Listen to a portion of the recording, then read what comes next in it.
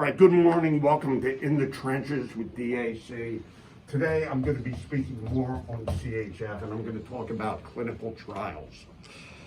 One thing when you're practicing medicine, and there's no disease entity that I'm aware of that follows evidence-based medicine more than congestive heart failure. So the idea is you're treating CHF with the medication. Where is the evidence that the medicine's going to help the patient? Now, your two goals with CHF, or really with any entity, is to make the patient feel better.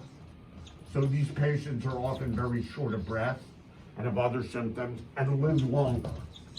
These are your two basic goals here: feel better and live longer. CHF, these patients basically, they could die in many ways. But the two ways they normally die are progressive heart failure or sudden cardiac death. They're prone to arrhythmias, they go into ventricular tachycardia, and they die. Now, over the years, there have been a number of clinical trials. When I was a resident in the early mid-'80s, we treated heart failure with Lasix, with DIG, and then around 1981, ACE inhibitors came into play. And that's how we treated people with heart failure. And I'm going to talk about systolic heart failure today. This is also known as heart failure with reduced ejection fraction. So that's how we treated these people. But it was not until 1986, when the first trial came out, that showed that you could prolong life in these patients.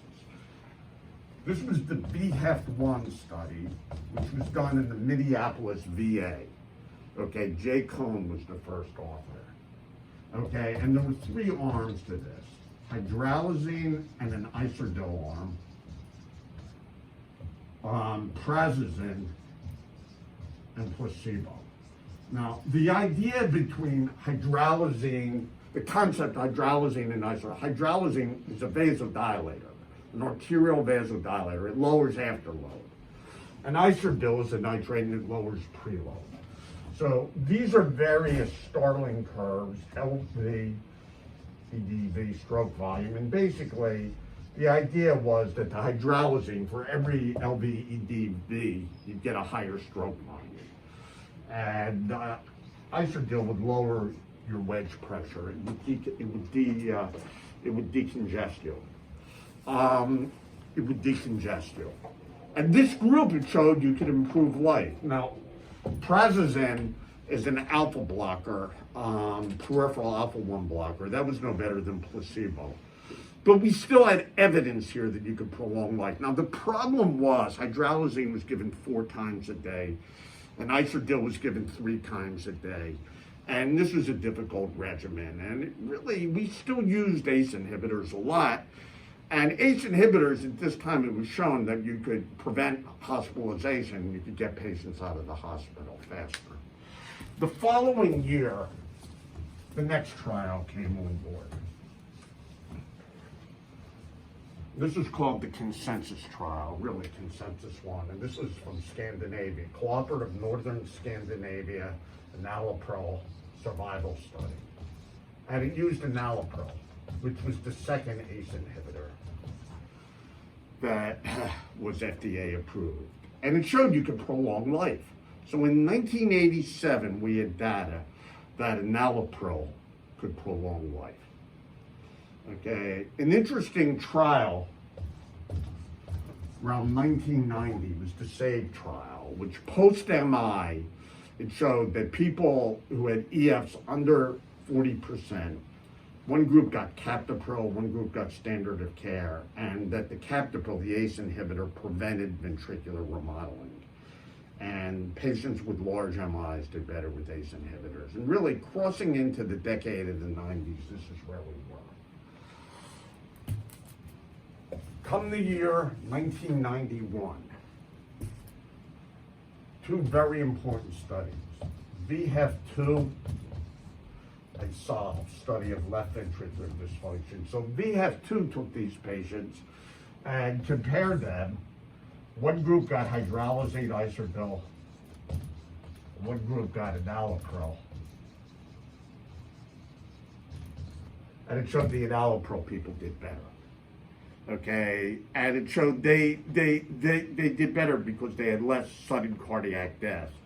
Basically, angiotensin 2 was a little bit arrhythmogenic.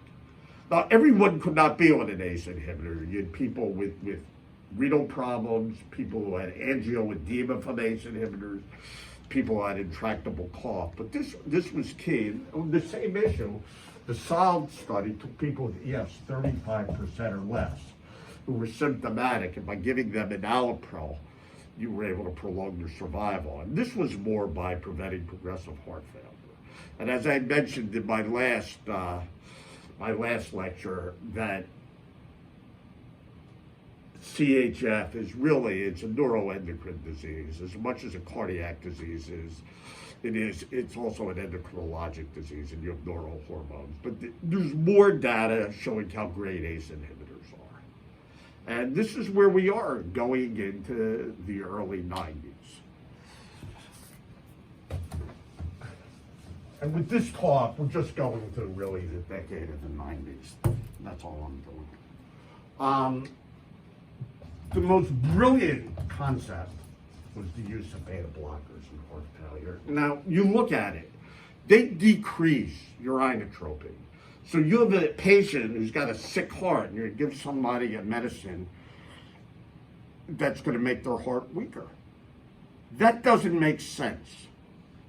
But that's why you do the trials.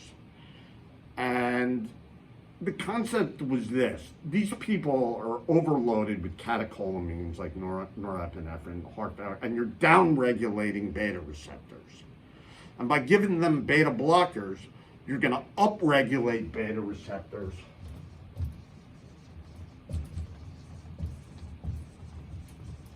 And you're going to also decrease catecholamine toxicity of the heart. And there are 3 beta blockers that have been shown to improve life in people with CHF systolic. Carvedilol, an alpha beta blocker, toprol, which is long-acting, metoprolol succinate, and bisoprolol, which is a beta blocker that's used in Europe.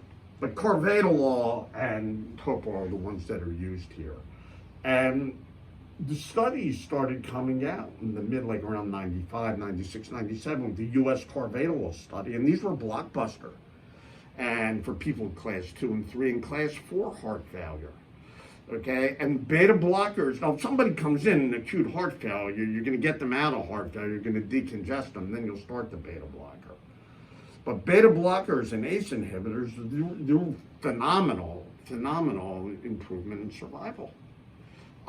Even better than ACE inhibitors. And even in patients who have asymptomatic left ventricular dysfunction with EFs under 40%, they're placed on beta blockers and ACE inhibitors. Let's talk about DIGE. Digoxin is older than dirt. And this medicine really has been around forever. And this was used, it was used when I was a medical student or a resident, but there was no great data there. And then for a while it wasn't used. And then in the early 90s, there were studies showing that if you had patients on DIGE and you took them off DIGE, there's an increased risk of hospitalization. And finally, there was a landmark study done, published I think in 1997, called the DIGE trial, the Digoxin Intervention Group. This was an NIH-sponsored study. It wasn't sponsored by pharma because it was a generic drug. And it basically showed that in heart failure, it was neutral. So it decreased progressive CHF, death by that, but it increased arrhythmias, especially in women. But if you could keep the DIGE level less than 1, you usually didn't get into problems with this. And there's some evidence that this works, and it improves symptoms, and it decreases neurohormonal activation. And DIGE is a B team player for CHF, but there is some data. But this was really the landmark trial.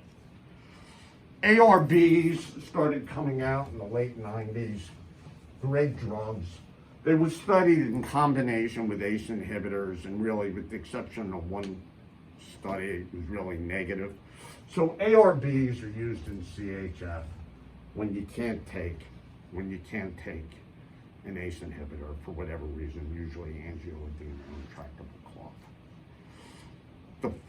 The final thing I want to talk about happened. This is really in 1999. The Rails trial was presented, and aldosterone itself causes myocardial fibrosis.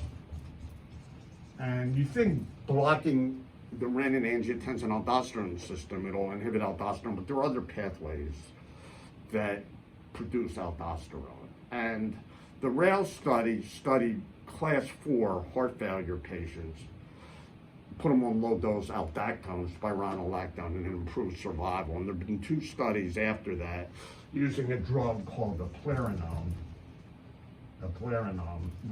which was like aldactone, but it was more selective, and you didn't get gynecomastia. And in class 2 and 3 heart failure patients. So this is also part of a regimen. Now, this field has advanced a lot further. I'm just covering the decade of the 90s. What I talked about were ACE inhibitors, beta blockers, digoxin, ARBs, hydralazine, isodil, and aldosterone receptor blockers. Goodbye from In the Trenches.